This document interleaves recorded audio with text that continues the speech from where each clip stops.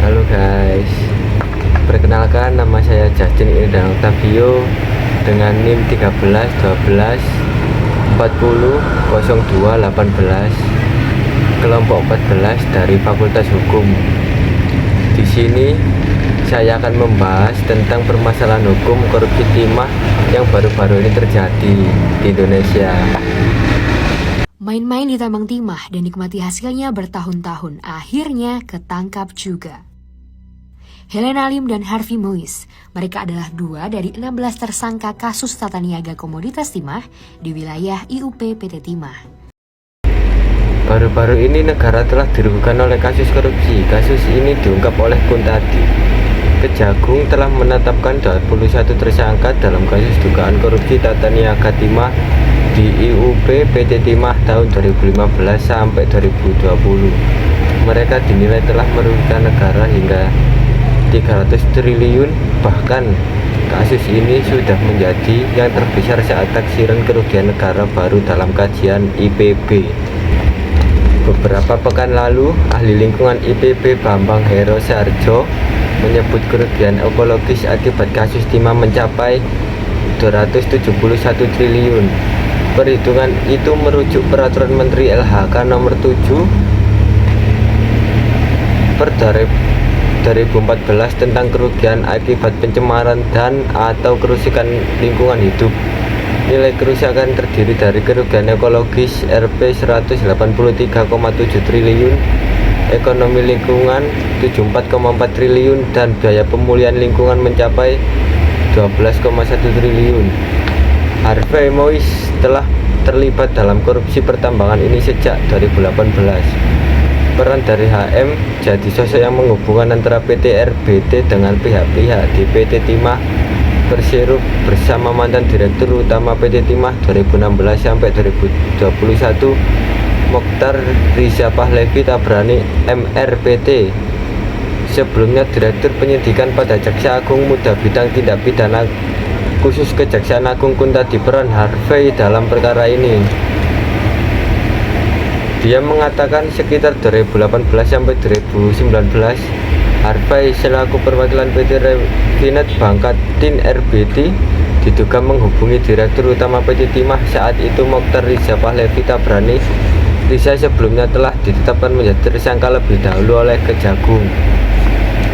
Menurut Kuntadi, Harvey meminta Riza mengkomodasi kegiatan pertambangan liar di wilayah IUP PT Timah.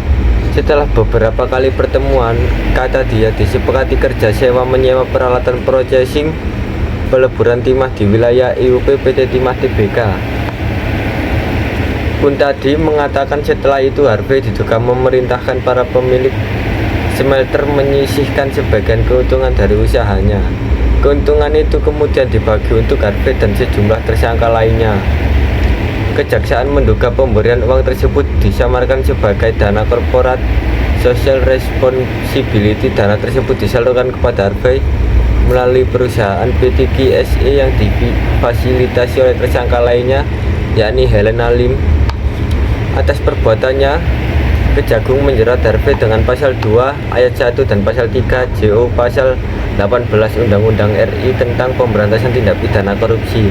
Kejagung juga menahan Harvey di rumah tahanan negara sel Lembaga Bank Kejaksaan Agung untuk 20 hari pertama sejak 27 Maret hingga 15 April 2024.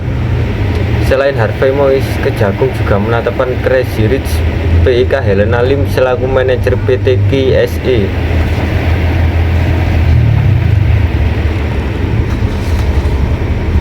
Helena dijerat dengan pasal 2 ayat 1 dan pasal 3 JO pasal 18 Undang-Undang RI nomor 31 tahun 1999 sebagaimana diubah dan ditambah dengan Undang-Undang nomor 20 tahun 2001 JO Undang-Undang RI nomor 31 tahun 1999 tentang perubahan atas Undang-Undang RI nomor 31 tahun 1999 tentang pemberantasan tindak pidana korupsi JO pasal 56 KUHP. Sementara itu Kejagung menyangkakan pasal 2 ayat 1 dan pasal 3 JO pasal 18 Undang-Undang RI tentang pemberantasan tindak pidana korupsi.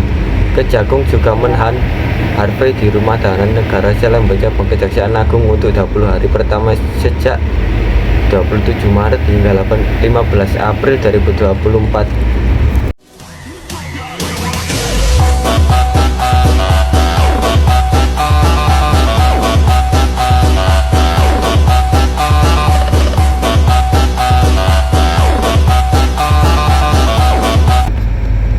Nama Direktur Tindak Pidana Narkoba Dirtipid Narkoba Bareskrim Polri Brigjen Mukti Juarsa muncul dalam sidang perkara korupsi timah yang digelar pada Kamis 22 Agustus 2024 di Pengadilan Tindak Pidana Korupsi Tipikor, Jakarta Pusat.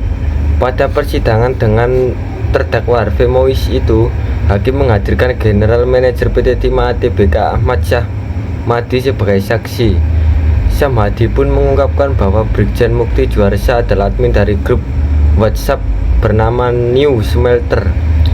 Menurut Syahmadi, Mukti Juarsa menjadi admin grup tersebut ketika polisi itu masih berpangkat komisaris besar atau kombes pada 2016. Saat itu, Mukti Juarsa menjabat Direktur Reserse Kriminal Khusus Polda Bangka Belitung. Grup WA ini dibuat untuk memudahkan PT Timah berkoordinasi dengan perusahaan smelter swasta yang terafiliasi. Di dalam grup WA itu berisi 2 anggota kepolisian, pihak PT Timah dan para smelter swasta. Lantas, bagaimana sebenarnya profil Brigjen Mukti Juarsa yang namanya muncul dalam sidang korupsi timah? Berikut informasi selengkapnya. Profil Brigjen Mukti Juarsa. Brigadir Jenderal atau Brigjen Mukti Juarsa adalah seorang perwira tinggi Polri. Dia lahir di Jakarta pada 12 November 1971.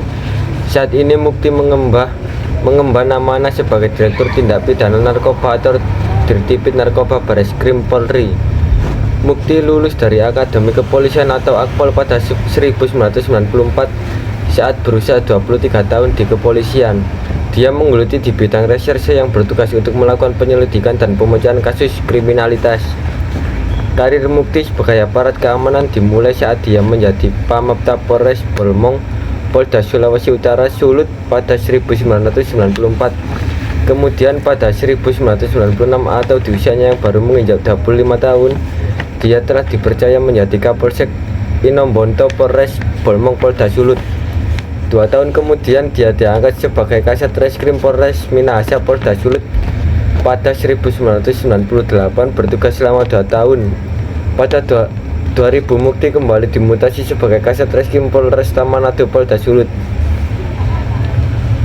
Mukti tercatat pernah menjadi Kanit 1 Sat 1 Dit Reskrim Polda Sulut pada tahun 2002 dan Kasat Samapta Polres Sanger Talaut Polda Sulut pada 2003. Masih di wilayah Polda Sulawesi Utara pada 2004 Mukti dimutasi jadi Kapolsek lagi.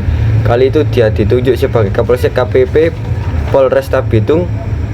Setelah lama mengabdi di Sulut, Mukti kemudian ditugaskan ke Sumatera Barat pada September 2005. Dia menjabat sebagai Kanit 2 Sat 2 Dit Reskrim Polda Sumbar. Namun setelah 3 tahun di Sumbar, Mukti Juarsa dipindah tugaskan ke Kalimantan Timur atau Kaltim. Tepatnya pada 10 Juli tahun 2009 dia diangkat jadi Pamen Polda Kaltim. Tetapi jabatan tersebut hanya diemban Mukti hingga akhir Juli. Setelah itu dia ditunjuk sebagai Kasat Binluh Ditreskona Polda Kaltim. 2 bulan berselang, pada November 2009 Mukti kembali dimutasi sebagai Kasat 2 atau Psikotropika Dit Narkoba Polda Kaltim. Perjalanan karir Mukti pun terus meningkat. Dia tercatat pernah menduduki sejumlah posisi strategi, mulai dari Kasubdit 1 Ditreskrimus Polda Kaltim tahun 2010, Kasubdit 4 Ditreskrimsus Polda Kaltim 2011, Kapolres Berau Polda Kaltim 2012. Sebelumnya akhirnya jadi Kapolres Kutai Kartanegara Polda Kaltim pada tahun 2014 hingga tahun 2015. Setelah bertugas di Kalimantan Timur, Mukti Juarsa kemudian dipindah tugas ke Polda Metro Jaya pada Mei 2015. Dia ditunjuk sebagai Wakapolresta Tangerang Polda Metro Jaya. dan berganti menjadi Wakapolresta Tangerang Polda Banten. Setelah Tangerang masuk dalam Provinsi Banten, pada Juli 2016 jabatan Mukti Juarsya diganti jadi Kadif Utama Diklatsus Jatrans Lemdikpol. Dia lalu ditugaskan sebagai Direskrimsus Polda Kepulauan Bangka Belitung hampir 3 tahun di Babel. Mukti menjadi Kasudit Fit Tipiter Bareskrim Polri pada Januari hingga Desember 2019.